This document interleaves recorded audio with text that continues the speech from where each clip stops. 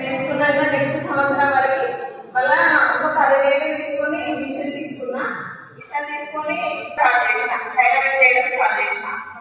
మళ్ళీ తర్వాత ఒక 3 సంవత్సరాల తర్వాత మళ్ళీ ఇంకొక 50,000 అప్పు తీసుకున్నా. అప్పు తీసుకొని ఇంకొక మిషన్ మిషన్ తీసుకున్నా.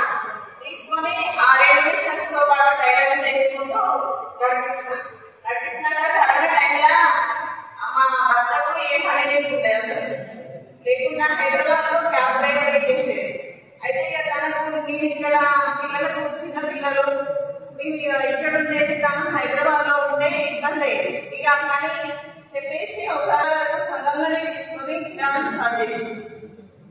కిరాణా షాప్ పెట్టిన. కిరాణా అయినాక మళ్ళీ మిషన్ టైలరింగ్ వస్తుంది కాబట్టి దాంతో పాటు కొన్ని బట్టలు తీసుకురావాలనే ఆలోచనతోటి లైనింగ్స్, ఫాన్స్ అట్లాంటివి తెచ్చేదాన్ని. తెచ్చి చిన్న చిన్నగా వ్యాపారం స్టార్ట్ చేసిన. స్టార్ట్ చేసి మళ్ళీ సెకండ్ కరోనా టైంలో 2 లక్షల వరకు తీసుకున్నా. 2 లక్షల వరకు తీసుకొని బట్టల షాప్ స్టార్ట్ చేసిన.